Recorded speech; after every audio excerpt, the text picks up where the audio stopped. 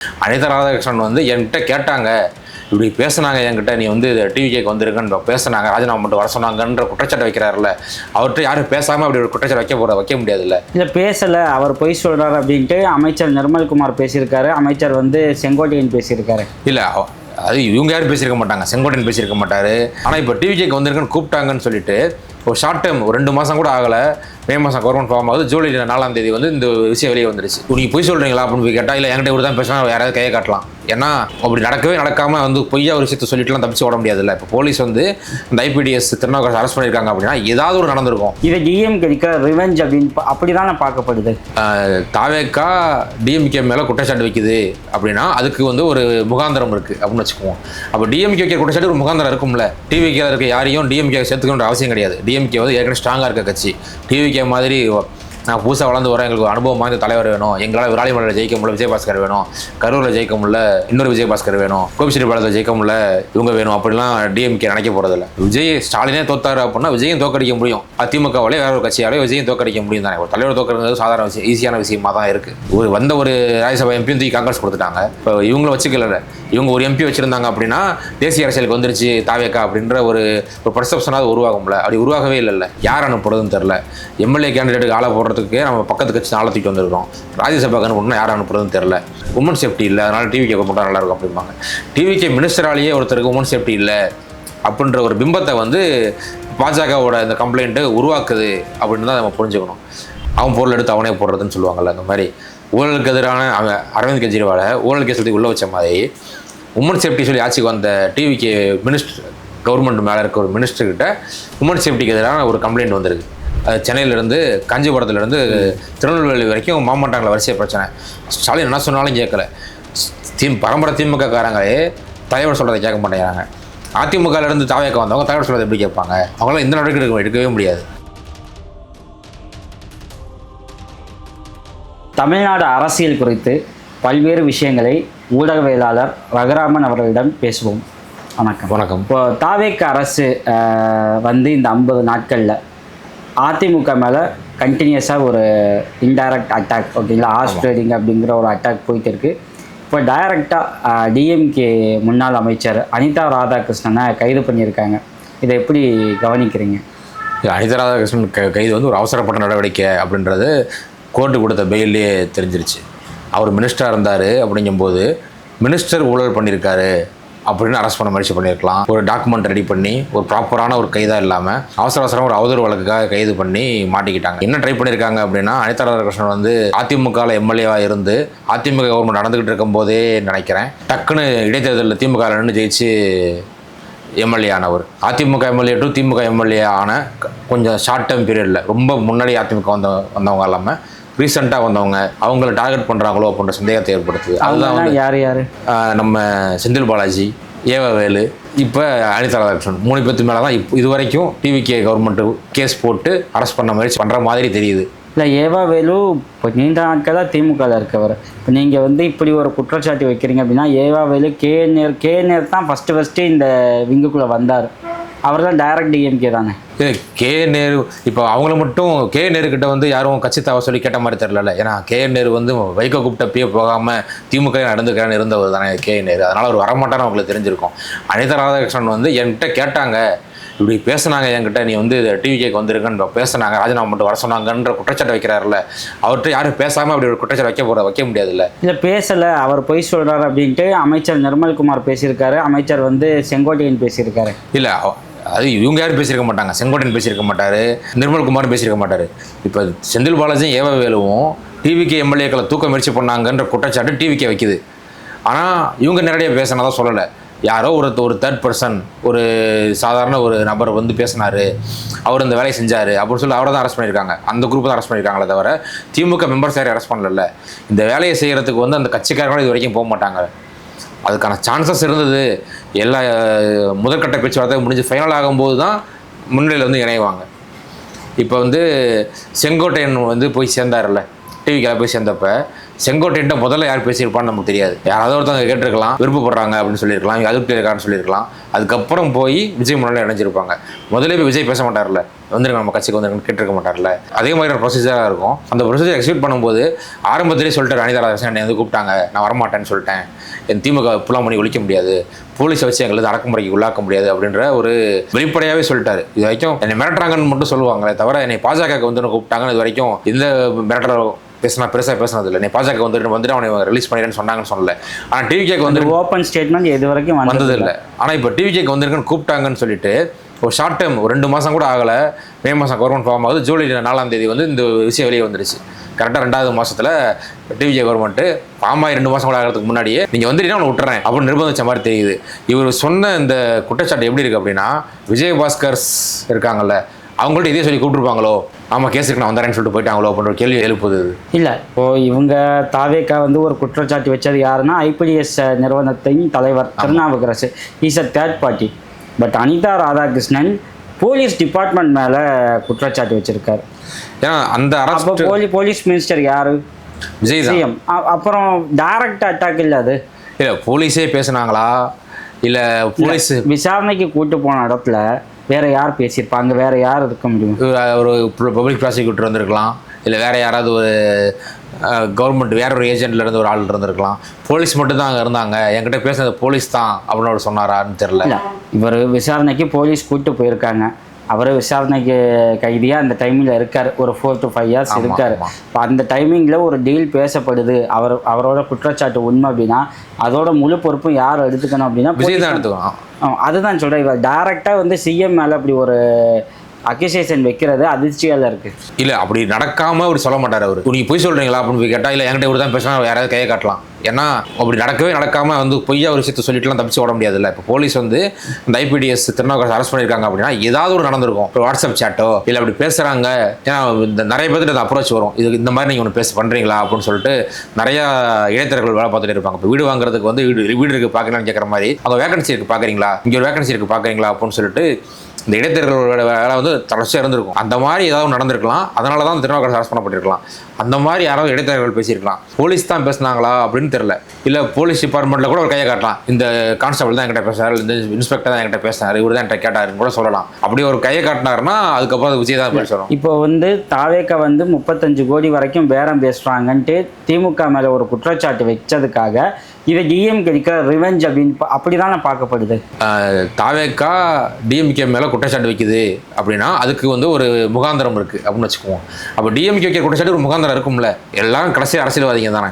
இப்போ டிஎம்கேவும் செந்தில் பாலாஜி சேர்த்துச்சு, தங்கத்தமிழ் செல்வன் சேர்த்துச்சு, பல பேரை சேர்த்துருக்கு.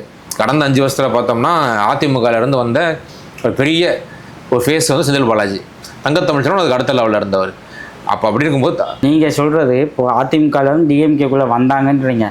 அவங்க எலெக்ஷனில் நின்று ஜெயிச்சு 1 மாதத்துலேயே ரிசைன் பண்ணி இல்லை அந்த மாதிரி வரல. அவங்க அந்த கட்சியில் இருந்தாங்க. வரும்போது அந்த பதவியை ராஜினாமா பண்ணி ப்ராப்பராக டிஎம்கேல வந்து எலெக்ஷனை ஃபேஸ் பண்ணி மக்களோட ஆதரவோடு ஜெயிச்சு தான் டிஎம்கேல அவங்க கண்டினியூ ஆகுறாங்க. இது ரெண்டையும் எப்படி நீங்கள் கம்பேர் பண்ண முடியும்? இல்லை கம்பேர் பண்ண முடியாது தான். ஏன்னா டிவிகேல இருக்க யாரையும் டிஎம்கே சேர்த்துக்கணுன்ற அவசியம் கிடையாது. டிஎம்கே வந்து ஏற்கனவே ஸ்ட்ராங்காக இருக்க கட்சி. டிவிகே மாதிரி நான் புதுசாக வளர்ந்து வரேன், எங்களுக்கு அனுபவம் வாய்ந்த தலைவர் வேணும், எங்களால் விராலிமலையில் ஜெயிக்க முடியல விஜயபாஸ்கர் வேணும், கரூரில் ஜெயிக்க முடியல இன்னொரு விஜயபாஸ்கர் வேணும், கோபிச்செட்டிப்பாளையத்தில் ஜெயிக்க முடியல இவங்க வேணும் அப்படிலாம் டிஎம்கே நினைக்க போகிறதில்ல. நான் இவங்களாம் ஒருத்தனை போட்டு நான் ஜெயிச்சுக்கிறேன்.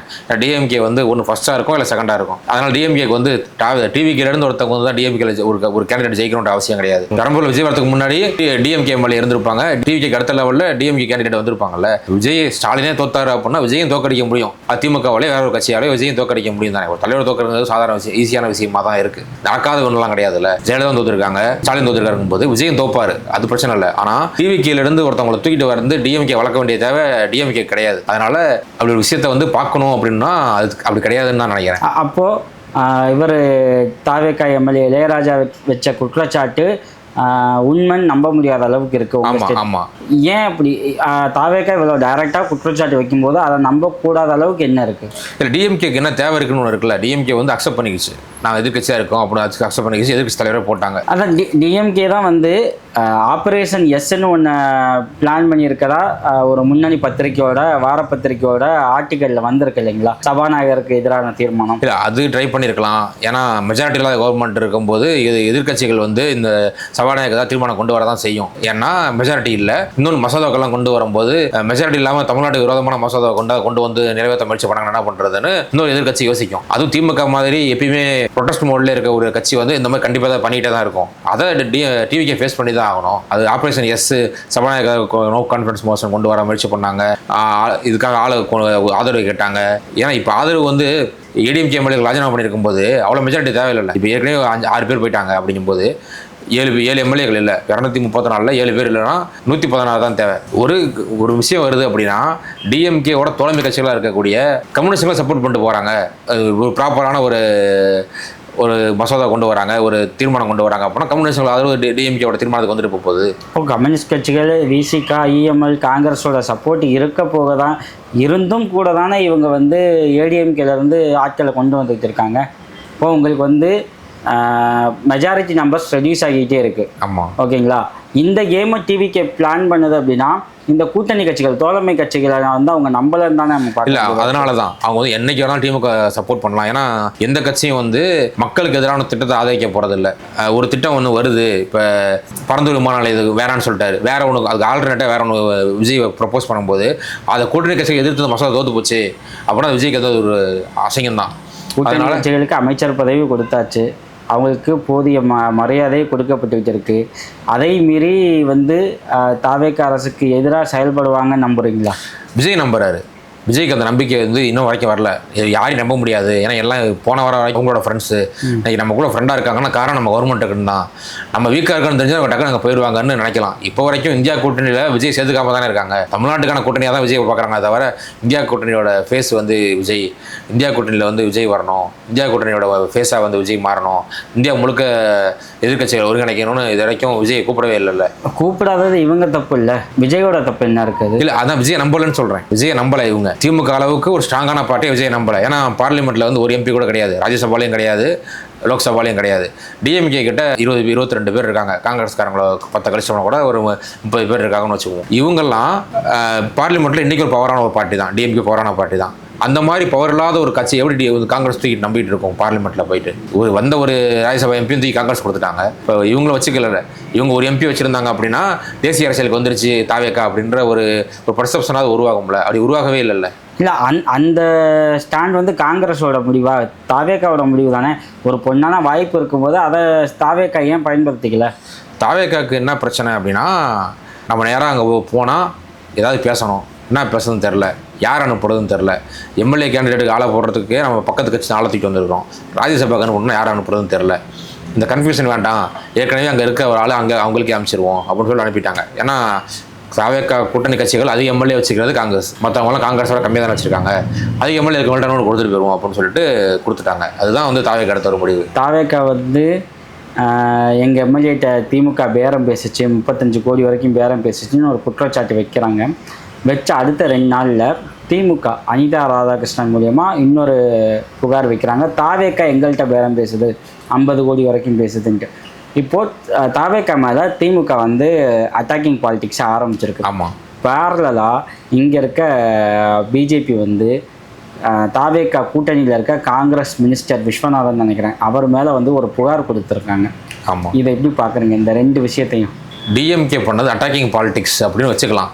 ஆனால் சும்மா ரோட்டில் போயிட்டு அனிதா ராதாகிருஷ்ணன் வந்து இப்போ சீமான் வீட்டுக்கு சீர் கொடுக்க போகும்போது மேக்கப் பிடிச்சி நான் வந்து என்னை வந்து கூப்பிட்டாங்கலாம் அவர் சொல்லலை. அவர் அரெஸ்ட் பண்ணாங்க, கோர்ட்டில் வந்து ப்ரெஸ் மீட் கொடுக்குறாரு, அப்போ அவர் சொல்கிறாரு. அப்படின்னு நடக்காத விஷயத்த வந்து அவர் சொல்லலை. இது எப்படி வந்து கவுண்டராக இருக்க முடியும்? அந்த கவுண்டர் அப்படின்னா இப்போ டிவிக்கே வந்து எதாவது நடந்துச்சா? டிவிக்கேலேருந்து யாராவது போய் பப்ளிக்காக சொன்னாங்களான்னு கேட்டால் என்னை ஏன்ட்ட பேசுனாங்க, யாரும் டிவிக்கு யாராவது சொல்லலை, நான் தான் அந்த எம்எல்ஏ, என்கிட்ட தான் பேசினாங்க, யாரும் டிவிக்கே சொல்லலை.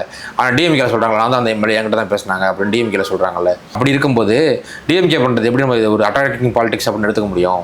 இல்லை, டிவிக்கேல இளையராஜா சொல்லியிருக்காருல்ல, அவர் ஆக்சுவலி ஏடிஎம்கேல இருந்தவர், அவர் டிவிக்கேல மாறி இப்போ அவர் அந்த குற்றச்சாட்டை வைக்கிறாரு. யார் கேட்டாங்க அவங்க மேலே ஆக்ஷன் எடுங்கலாம். இப்போ அரெஸ்ட் பண்ணாங்கல்ல, ஐபிடிஎஸ் திருநாவுக்கரசு அரெஸ்ட் பண்ண மாதிரி திமுக ஒருத்தவங்க வந்து பேசியிருப்பாங்கல்ல, அவங்களை அரெஸ்ட் பண்ணிட்டு உள்ளே வைக்கணும்ல. இல்லை, அவர் கட்சியை திருநாவுக்கரசு பர்டிகுலராக எந்த கட்சி பேரையும் சொல்லலை அப்படின்ட்டார். அவரே சொல்லிட்டாரு, திருநாவுக்கரசு ஒரு முக்கியமான கட்சி சார்பாக என்கிட்ட பேசியிருக்காரு, அது என்ன கட்சின்னு அவர் என்கிட்ட சொல்லலைன்னு தான் அவரோட புகார். அப்போ எப்படி திமுகன்னு அவர் சொல்கிறாரு? தாவேக்கா இந்த ஸ்டாண்ட் எடுக்குது. அதான் இப்போ உங்கள்கிட்ட அந்த டிவி கேட்ட கவர்மெண்ட் இருக்குது. யாராவது ஒருத்தவங்க பேசினாலும் ஒருத்தருக்கு அரெஸ்ட் பண்ணுறதுக்கான அவங்கள்ட்ட அந்த சிஸ்டம் இருக்குது. அப்படிங்கும்போது திமுகலேருந்து ஒருத்தர் வந்து பேசியிருக்காரு அப்படின்னா அவர் தூக்கி உள்ளே வச்சுட்டு இவர் தான் எங்கள்கிட்ட பேசினார், நாங்கள் தூக்கி உள்ளே வச்சிட்டோம், நாங்கள் பேசுறது எவிடன்ஸ்னு காட்டாமல் சும்மா ஒரு குற்றச்சாட்டு வச்சுக்கிட்டே இருக்கலாம். வச்சுட்டு இருக்கிறது வந்து இப்படி நம்புற மாதிரி இருக்குது. இப்போ டிஎம்கேலேருந்து யாரும் டிவிக்கில் போய் சேரல, டிவிக்கிலேருந்து யாரும் டிஎம்கேல போய் சேரல, ஆனால் ஏடிஎம்கேலேருந்து எல்லாரும் போய் டிவிக்கில் போய் சேர்ந்துட்டாங்க. அப்படிங்கிறப்ப இப்படி ஒரு விஷயம் நடக்குது, அதை எங்களை கூப்பிட்றாங்கன்னு அவங்க சொல்கிறாங்கல்ல, அப்போ இவங்கெல்லாம் இதே மாதிரி 35 கோடி கொடுத்து கூப்பிட்டாங்க அப்படின்னு புரிஞ்சுக்கிறதா மக்கள் அப்படின்ற கேள்வி விடுதில்ல. இத்தனை நாள் என்ன சொல்லிட்டு இருந்தாங்க, விருப்பப்பட்டு வராங்க, நாங்களாம் வந்து கேட்டை தந்து வச்சு கூப்பிட்டுருக்கோம் அப்படின்னு சொல்கிறாங்க. இப்போ வந்து என்ன சொல்கிறாங்கன்னா 35 கோடி கொடுத்து கூப்பிட்றாங்க அப்படின்றாங்க. அப்போ இவங்க எத்தனை கோடி கொடுத்து கூப்பிட்டுருப்பாங்க அப்படின்னு ஒரு கேள்வி உருவாகுதுல்ல. அப்போ இவங்களும் காசு கொடுத்து கூப்பிட்றாங்க, காசு கொடுத்தா கூப்பிட்டு இருக்கோம், இப்போ எங்களே அந்த மாதிரி கூப்பிட ஆரம்பிச்சிட்டாங்கன்றதை ஒத்துக்கிற மாதிரி ஆகுது. அதனால் இப்போ அவங்க வந்து கேட்டாங்கன்னா அரெஸ்ட் பண்ணி உள்ளே வச்சிடணும், இல்லை கேஸை போட்டு கோர்ட்டுக்கு வாங்க, இதுக்கு இங்கே கேட்டீங்கன்னு பதில் சொல்லுங்கள். ஒருத்தவங்க உங்கள் மேலே கேஸை போட்டிருக்கேன் திமுக காரர் மேலே, அவர் எம்எல்ஏ மாவட்ட செயலாளர் ₹1 ஏதாவது ஒரு யார் மேலே கேஸ் போட்டாங்கன்னா அப்படி எதுவுமே போடவே இல்லையே. கேஸே எதுவுமே ஃபைல் பண்ணாமல் லீகலாக ஒருத்தவங்க காட்டாமல் சும்மா போகிற போக்கில் குற்றச்சாட்டு வைக்கிற மாதிரி இருக்கக்கூடாதுல்ல. ஆனால் அனிதா ராதாகிருஷ்ணன் என்ன சொல்கிறாரு, என்கிட்ட ராஜினாமா பண்ண சொல்லி அரஸ்ட்டில் பேசினாங்கன்னு சொல்கிறாரு. அந்த மாதிரி யார்ட்டையாவது பேசினாங்களா டிஎம்கேனா தெரியல. யாராவது நான் டிஎம்கேல சேர்த்து விட்ற ஆசையில் கூட இருக்கலாம். இப்போ எல்லா கட்சிகளும் வந்து யாராவது சேர்த்துக்கலான்ற மைண்ட் செட்டில் இருப்பாங்க.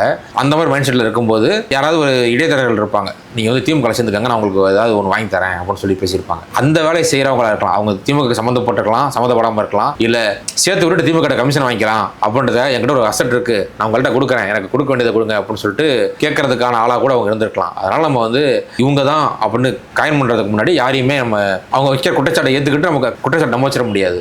இப்போ பாஜக கொடுத்த கம்ப்ளைண்ட் அதை எப்படி பார்க்குறேன்? பாஜக வந்து வெயிட் பண்ணியிருக்கு.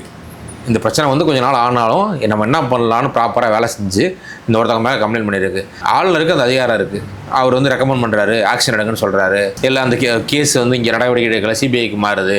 அப்படிங்கும்போது ஒருத்தவங்களாம் பாஜக அவ்வளோ சாதாரணமாக விட்டுறாது. பாஜகன்னா சென்ட்ரல் ஏஜென்சிஸ் சும்மாவாது தூக்கி ஒரு வருஷம் திகாரில் போட்டு தான் வெளியே விடும் அப்படின்றது தான் சென்ட்ரல் ஏஜென்சியோட வேலையாக இருக்குது. அப்படிங்கிறப்ப திமுக மாதிரி ஆட்சி கவுந்தரம்லாம் பேசாமல் ஒருத்தர் தப்பு பண்ணியிருக்காருன்ற ப்ராப்பரான எவிடன்ஸை கொண்டு போய் கவர்னர்கிட்ட கொடுத்துருக்காங்க. கவர்னர் அதுக்கப்புறம் நடவடிக்கை எடுத்தார் அப்படின்னா அது வந்து ஒரு பிரச்சனை.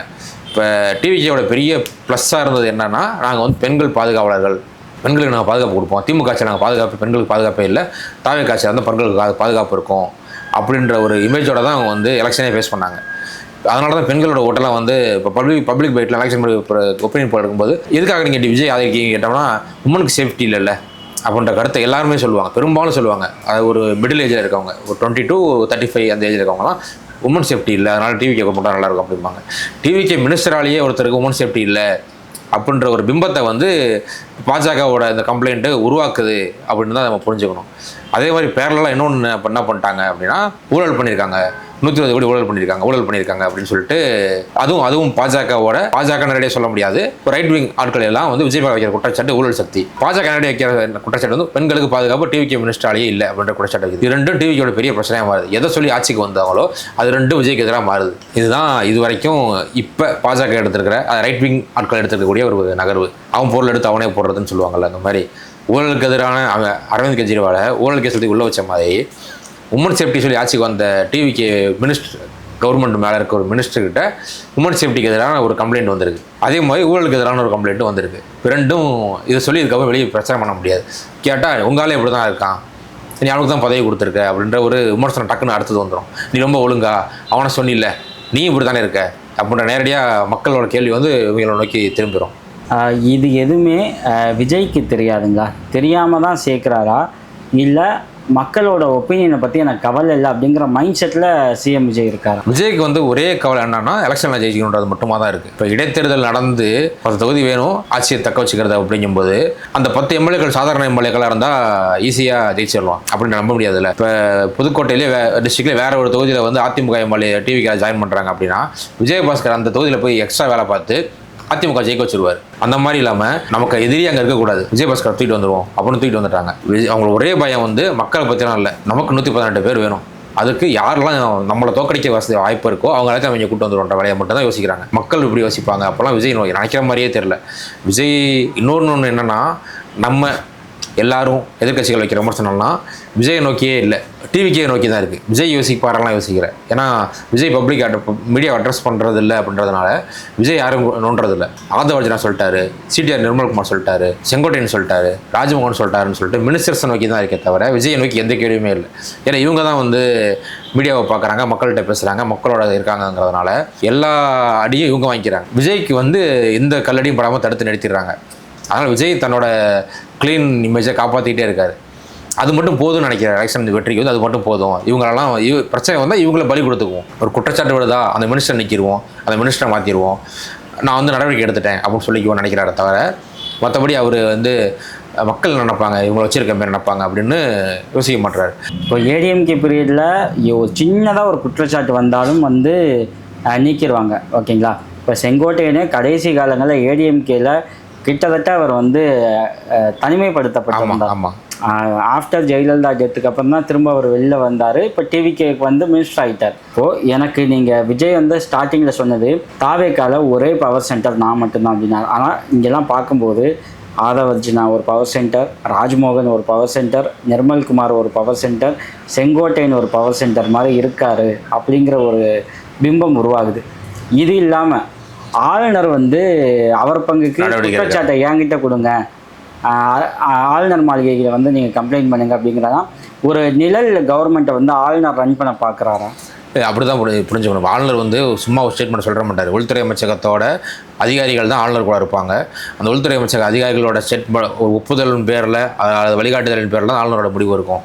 அப்போ பாஜக நேரடியாக ஒரு நிழல் கவர்மெண்ட் நடத்துதா அப்படின்ற கேள்வி தான் அடுத்தது வரும்.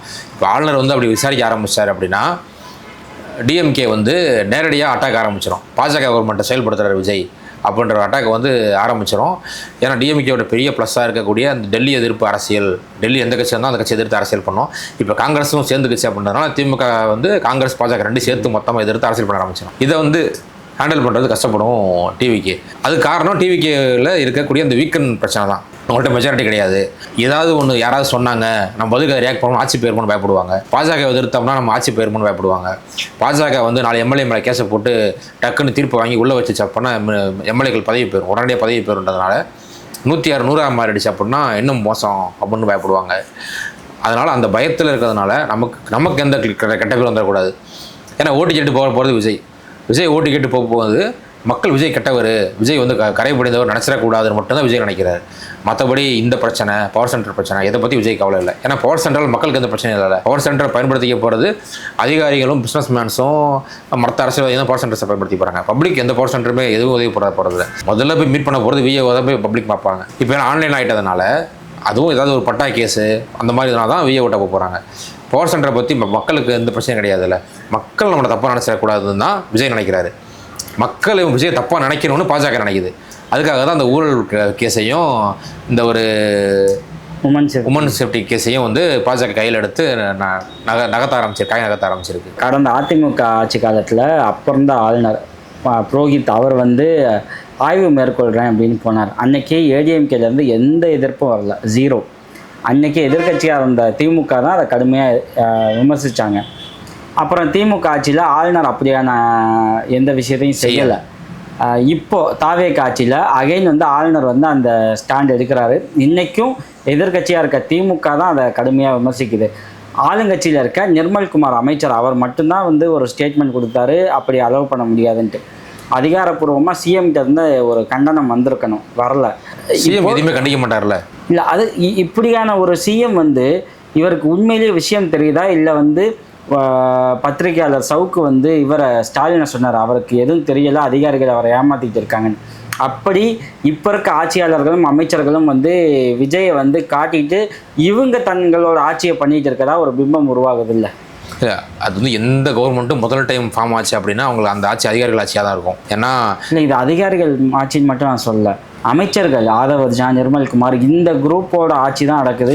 நிறைய விஷயங்கள் வந்து சிஎம்ஆ இருக்க விஜய் காதுக்கு போகுதா அப்படிங்கிற சந்தேகம் உருவாக ஆரம்பிக்குது. விஜய் காதுக்கு போகுதான்ற சந்தேகம் வரும். இன்னொன்று இவங்க தான் செய்கிறாங்களான்ற சந்தேகமும் இருக்கும். இப்போ சிடிஆர் மட்டும் அவரே ஆப்ரேட் ஆகிறாருன்னா அவர் ஒரு பொலிட்டிஷியன்றதுனால அவருக்கு சில விஷயங்கள் தெரியும். விஜயோட எக்ஸ்பீரியன்ஸ் பொலிட்டிஷியன் தான் சிடிஆர் நிர்மல்குமார். ஆனால் ராஜ்மோகன் அப்படி இல்லை. ராஜ்மோகன் வந்து திடீர்னு இப்போ தான் மினிஸ்டர் ஆகிருக்காரு. அரசியலுக்குள்ளே இப்போ தான் டிவிக்கு அப்புறம் தான் அரசியலுக்குள்ளே நிறைய வந்திருக்காருங்கும் போது அது குற்றச்சாட்டு வரும். ஆனால் எல்லாத்துக்கும் அதிகாரிகளோட கைடன்ஸ் இருக்க தான் செய்யும். அது வந்து அவங்களுக்கு எக்ஸ்பீரியன்ஸ் இல்லைங்கும் போது இப்படி சொல்லுவாங்க, அது செய்யுங்கன்னு சொல்லுவாங்க. ஆர்என் ரவியும் பேரலாக கவர்மெண்ட் நடத்த முயற்சி பண்ணார். துணைவேந்தர்களை கூப்பிட்டு மீட்டிங் போடுவார். திமுக கவர்மெண்ட்லேயே அதிகாரிகளை கூப்பிட்டு மீட்டிங் போடுவார். என்கிட்ட ரிப்போர்ட் பண்ணுங்க அப்படிம்பாரு. அது என்னாச்செல்லாம் கேட்டுட்டு தான் இருந்தார். ஆளுநர்கள் வந்து அவங்களோட எங்களுக்கு பவர் இருக்குது, எங்களோட கட்டுப்பாட்டில் தான் நீங்கள் இருக்கீங்கன்னு கவர்மெண்ட்டுக்கிட்ட ஒரு இன்ஃபர்மேஷன் சொல்கிறதுக்காக செய்கிற விஷயங்கள் தான் இது. ஆனால் இது என்ன பிரச்சனையாக மாறும் அப்படின்னா, ஒரு கம்ப்ளைண்ட்டுக்கு வந்து கவர்மெண்ட் வேறு ஸ்டாண்டு, ஆளுநர் வேறு ஸ்டாண்டு எடுக்கிறாங்க அப்படிங்கும்போது பிரச்சனையாக மாறும். ஆனால் அந்த அர்லேக்கர் வந்து எந்த பிரச்சனைக்கும் போக வேண்டாம், ஏன் எத்தனை தடவை கூப்பிட்டாலும் தமிழ்நாட்டுக்கு வந்து ஒரு நல்ல கவர்னராக தான் தன்னை காட்டிக்கிட்டார். இது வரைக்கும் வந்து ஆர்என் ரவி மாதிரி கவர்மெண்ட்டுக்கு செய்ய மாட்டேன் பண்ண மாட்டேன்லாம் எதுவும் சொல்லலை. கவர்மெண்ட் சொல்ல செஞ்சுட்டு போயிடுவோம், கவர்மெண்ட்டோட சேர்ந்து நடவடிக்கை எடுப்போம். என்கிட்ட கம்ப்ளைண்ட் கொடுங்க, நான் கவர்மெண்ட்டை பேசி நான் செய்கிறேன், கவர்மெண்ட் மூலம் நடவடிக்கை எடுக்கிறேன், அப்படி தான் அவர் சொல்லியிருக்காரு. அதனால் அது பெரிய சிக்கலாக இருக்காது. ஆனால் என்ன பிரச்சனையாக இருக்கலாம் அப்படின்னா, இப்போ கவர்னர் வந்து வேறு ஒரு ரெக்கமெண்ட் பண்ணுறாரு, அது டிவிகே கவர்மெண்ட் வந்து அதை ஏற்றுக்குச்சு. கவர்னர் சொல்லிட்டார், டக்குனு ஏற்றுக்குச்சு. கவர்னர் சொல்லிட்டு நாங்கள் தமிழ் தாய் வாழ்த்து போட்டோம், 2ஆவதாக போட்டோம். கவர்னர் சொல்லிட்டார் நாங்கள் வந்து 2 தடவை தேசிய கீதம் பாடுறோம்னு சொல்கிறாங்க. அப்படிங்கும்போது கவர்னர்கிட்ட ஒரு கம்ப்ளைண்ட் போகுது, அது வேற ஒரு கம்ப்ளைண்ட்டாக இருக்குது. வேற ஒரு கம்ப்ளைண்ட் மீன்ஸ் இப்போ தமிழ்நாட்டுக்கு ஏற்புடையாத ஒரு கம்ப்ளைண்ட்டாக இருக்குது, மக்கள் விரோத திட்டத்துக்கான ஒரு கம்ப்ளைண்ட்டாக இருக்குது. அதுக்கு வந்து ரெக்கமெண்ட் பண்ணுறாரு, அது டிவிகே கவர்மெண்ட் வந்து ஏற்றுக்குச்சு. அப்படிங்கும்போது தான் அது பெரிய பிரச்சனையாக மாறும். இப்போ திமுக ஒரு அரசியல் என்னவாக மாறும்னா, ஆளுநர் பேச்சை கேட்டுக்கிட்டு செயல்படுறாரு விஜய் அப்படின்னு சொல்லுவோம். இந்த மாதிரி மக்கள் விரோத பிரச்சனையை பாருங்கள், இப்படி பண்ணுறாங்க பாருங்கள் அப்படின்ற ஒரு பெரிய ஒரு பிரச்சனையை மக்கள்கிட்ட கொண்டு வந்து சேர்ப்பாங்க. இப்போ ஜல்லிக்கட்டு பிரச்சனை வந்தப்போ எப்படி டிஎம்கே வந்து அதை அறுவடை பண்ணுச்சு. அப்போ எதிர்க்கட்சி அரசியல் பண்ணி திமுக வந்து பெருசாக காட்டிக்கிச்சு, நான் வந்து இப்படிலாம் கிடையாது, நம்ம வந்து அதுக்கு எதிராக இருக்கணும் அப்படின்னு சொல்லிட்டு நேரடியாக சப்போர்ட் பண்ணல. நான் போராட்டத்தை கலந்துக்கிட்டனாலும் அதோட பலன் வந்து டிஎம்கே கிடைச்சது இல்லை. அந்த மாதிரி ஒரு பிரச்சனையை உருவாச்சு அப்படின்னா அது டிஎம்கே அறுவடை பண்ண முயற்சி பண்ணணும். ஓகே, அது ஒரு எதிர்க்கட்சியாக அதான் வேலை. நீங்கள் ஜல்லிக்கட்டு சொல்லும்போது அந்த ப்ரொட்டஸ்ட்டில் கலந்துக்க ஸ்டாலின் போனார். ஆனால் அங்கே இருந்த மக்கள் வந்து எந்த அரசியல்வாதையும் சேர்த்துக்க மாட்டோம், திருப்பி அனுப்பிச்சிட்டாங்க. ஓகேங்களா. ஆனால் அந்த அறுவடையை வந்து திமுக வாங்குச்சுன்னா அன்னைக்கு பல பிரச்சனைகள் இருந்துச்சு. ஸோ அன்றைக்கி ஒரே வாய்ப்பாக திமுக இருக்கும், திமுக வந்துச்சு. இன்றைக்கி என்னோட கேள்வி, இங்கே 50 நாளில் இவ்வளவு பிரச்சனை இருக்குது, சிஎம் விஜய் எதையும் கண்டுக்க மாட்டேங்கிறாரு, எதுக்கும் பேச மாட்டேங்கிறாரு, எதற்கும் வாய் திறக்க மாட்டேங்கிறாரு அப்படின்னா, இந்த கவர்மெண்ட்டை நம்பி, இந்த கவர்மெண்ட் வேணும்னு நம்பி வாக்களிச்சாங்கல்ல மக்கள், அவங்களுக்கு வந்து ஒரு ஏமாற்றம் மிஞ்சி இருக்கா, இல்லை இன்னும் விஜயை நம்பிக்கிட்டு இருக்காங்களா? விஜயை நம்புகிறாங்க. இப்போ வரைக்கும் விஜய் மேலே நம்பிக்கை இழக்கிறதுக்கான எந்த காரணமும் இப்போ டக்குன்னு வரல. ஏன்னா திமுக கவர்மெண்ட் ஃபார்ம் ஆனப்போ எல்லா திட்டங்களும் செயல்படுத்தலை. எல்லா கவர்மெண்ட்டும் ஃபார்ம் ஆகும்போது ஒரு 2-3 திட்டத்தை தான் செயல்படுத்துவாங்க. விஜய் அதே மாதிரி ஒரு 3 திட்டத்தை செயல்படுத்திட்டு வெயிட் பண்ணி ஒன்று ஒன்றா செய்வார்னு வச்சுக்குவோம். அது மக்கள் பிரச்சனை எது மாறும் அப்படின்னா, செலவுக்கு காசு பத்தலை, பார்க்குற இடத்துல லஞ்சம் கேட்குறாங்க. ஏன்னா உள்ளாட்சி தேர்தலுக்கு அப்புறம் தான் கவுன்சிலரோட ஆட்டம் ஆரம்பிக்கும். இப்போ வரைக்கும் வந்து எதிர்க்கட்சி ஆட்சியில் இருக்கும்போது இப்போ பெரும்பாலும் திமுக கவுன்சிலர் தான் இருப்பாங்க, எதுவும் பண்ண மாட்டாங்க, அமைதியாக இருப்போம். ஏன்னா இது வேறு கவர்மெண்ட், வேறு எம்எல்ஏ நம்மளது பண்ண முடியாது, அமைதியாக இருப்பாங்க. இப்போ டிவிகே எம்எல்ஏ இருக்க ஒரு தொகுதியில் மாவட்டத்தில் டிவிகே கவுன்சிலர்ஸ் வந்துட்டாங்க, அவங்க வந்து பப்ளிக் நேரடியாக வந்து கமிஷன் கேட்குறாங்க, தொல்லை பண்ணுறாங்க அப்படின்ற ஒரு பிரச்சனை ஃபேஸ் பண்ண ஆரம்பிக்கும் போது தான் மக்களுக்கு வந்து ஒரு என்ன அவங்களோட மோசம் நடந்துக்கிறாங்க அவங்க அப்புறம் என்ன வரும். ஏன்னா எல்லா கட்சிக்காரங்களும் இப்போ இங்கே வந்துட்டாங்க. இல்லை, நீங்கள் இப்போ மக்கள்கிட்ட இவங்க கவுன்சிலர்ஸ் எல்லாம் தாவேக்காட்கள் வரும்போது கமிஷன் கேட்க ஆரம்பிக்க வாய்ப்பு இருக்குது அப்படிங்கிறீங்க. இன்றைக்கானா தாவேக்கா இந்த ஊழலே ஒழிச்சிருச்சு அப்படிங்கிற ஒரு பிரச்சாரம் தானே மேலும் இங்கே இருக்குது. இல்லை, அது எல்லா கவர்மெண்ட்டும் வந்து புதுசில் பண்ணுற ஒரு விஷயமா இருக்கும். அந்த மைண்ட் செட்டில் வந்து டிவிக்கே இருக்கலாம். இப்போ டிவிக்கே நிர்வாகிகள்னால் யாருன்னா பெரும்பாலும் மக்கள் மன்றத்தில் இருந்தவங்க தானே. மக்கள் மன்ற ஆட்கள்லாம் ஒரு என்ஜிஓ மாதிரி ஸ்கூலுக்கு ஃபீஸ் கட்டுறது, ஸ்கூல் பிள்ளைங்களுக்கு நோட்டு புக்கு கொடுக்குறது, அந்த மாதிரி தான் செஞ்சுக்கிட்டு இருந்தாங்க. அதனால் அவங்களுக்கு வந்து ஒரு சர்வீஸ் மைண்ட் செட் இருக்கும். ஆனால் இப்போ பதவிக்கு வந்திருக்க ஆட்கள் எல்லாம் வந்து வேறு கட்சியில் இருந்து இங்கே வந்தவங்க. இதுக்கப்புறம் அதிமுக என்றைக்குமே ஆட்சிக்கு வர போகிறதுல நினச்சி டிவிகேக்கு வந்தவங்க. இவங்கெல்லாம் பழைய அதிமுக காரங்களாக தான் இருப்பாங்க. அவங்க வந்து மனசளவில் விஜய் தலைவராக ஏற்றுக்கிட்டாலும் அவங்க ஏற்கனவே அவங்க ப்ராக்டிஸ் வந்து ஏடிஎம்கே ப்ராக்டிஸாக தான் இருக்கும். ஏடிஎம்கே மேலே மக்களுக்கு என்ன கோவம் இருந்துச்சு இப்படி பண்ணுறாங்க, டிஎம்கே மக்களுக்கு என்ன கோவம் இருந்துச்சு இப்படி பண்ணுறாங்க. அதே இவங்க டிவிகேக்கு வந்துட்டு அதே தான் பண்ணுவாங்க. விஜய் பேசுகிறவங்க கேட்க மாட்டாங்க. எந்த கவுன்சிலரும் விஜயால் கட்டுப்படுத்த முடியாது. அதை போன ஸ்டாலின் பீரியட்லேயே பார்த்தோம். ஸ்டாலின் சொல்லி பல மாமன்றங்களில் வந்து கேட்காம பிரச்சனை பண்ணி ராஜினாமா பண்ணக்கூடிய நிலைமைக்கெல்லாம் தள்ளினாங்க. சென்னையிலேருந்து காஞ்சிபுரத்துலேருந்து திருநெல்வேலி வரைக்கும் மாமன்றங்களை வரிசையாக பிரச்சனை. ஸ்டாலின் என்ன சொன்னாலும் கேட்கல. பரம்பரை திமுக காரங்களே தலைவர் சொல்கிறத கேட்க மாட்டேங்கிறாங்க. அதிமுகலேருந்து தாவேக்க வந்தவங்க தலைவர் சொல்கிறத எப்படி கேட்பாங்க? அவங்களாம் எந்த நடவடிக்கை எடுக்கவே முடியாது. கவுன்சிலர் ராஜினாமா பண்ண மாட்டாங்க. அவங்க பாட்டுக்கு இருப்பாங்க, அவங்க இஷ்டத்துக்கு பேசுவாங்க, அவங்க யாராலையும் கண்ட்ரோல் பண்ணவே முடியாது. அது வந்து கவுன்சிலரோட அதிகாரம் தான், வானாளாவே அதிகாரங்கிறது அவங்களுக்கு தான் இருக்குது. அவங்கள அந்த ஊரை அவங்கள மீறி எதுவும் செய்யவே முடியாது. முதல்வரே நினச்சாலும் அவங்கள எதுவும் பண்ண முடியாது. இப்போது தமிழ்நாடு வந்து திரும்ப வந்து லோக்கல் பாடி எலெக்ஷன்ஸ்க்கான டைம் நெருங்கிடுச்சு. தாவேக்க அரசு ஷூட்டாக அந்த எலெக்ஷனை கண்டக்ட் பண்ணிடுமா, இல்லை இன்னும் கொஞ்சம் வெயிட் பண்ணலான்னு யோசிப்பாங்களா? இல்லை, அவங்க வந்து இப்போதைக்கு அவங்களுக்கு ஒரே பிரச்சனை 118 எப்போ ஆகுங்கிறது தான் அவங்களுக்கு ஒரே பிரச்சனையாக இருக்குது. இன்னொன்று, அந்த அவங்களுக்கு தேவையான 10 எம்எல்ஏக்கள் ராஜினாமா பண்ணிட்டு இங்கே வரதுங்கிறது ஒரே நாள் நடந்துச்சுன்னா பிரச்சனை இல்லை. மாதம் 1 வாரம் 1 அப்படி நடந்துக்கிட்டே இருக்குது. அப்படிங்கும்போது கடைசி எம்எல்ஏ என்னைக்கு ராஜினாமா பண்ணிட்டாங்களோ அன்னையிலேருந்து 6 மாதம் வரைக்கும் எலெக்ஷன் கமிஷன் டைம் இருக்குது. அதனால் கூட எலெக்ஷனை தள்ளி வச்சுருக்காங்களோன்ற கேள்வி வந்து இந்த சூழலை பொறுத்து நமக்கு எழுது. அப்படி தேவையில்லை, இப்போ அறிவிக்கப்பட்ட உள்ளாட்சி அதில் சேர்த்து 4-6 பேருக்கு நடத்திக்கலாம் அப்படின்னா நடத்தாமல் தமிழ்நாடை விட்டு விட்டாங்க. அவங்க வெயிட் பண்ணுங்கள், அவங்க என்ன பண்ணுறாங்கன்னு தெரில. எலெக்ஷன் கமிஷனும் வெயிட் பண்ணுது, சென்ட்ரல் கவர்மெண்ட்டும் வெயிட் பண்ணுது, தேர்தல் ஆணையமும் வெயிட் பண்ணுது, எல்லாமே வெயிட் பண்ணிகிட்டு இருக்காங்க. என்ன பண்ண போகிறாங்க இங்கே தெரில. அப்படிங்கும்போது அதனால் இவங்களோட பிரச்சனை வந்து அதுவாக தான் இருக்கே தவிர உள்ளாட்சி தேர்தலை பற்றி அவங்க கவலைப்படுற மாதிரி தெரில.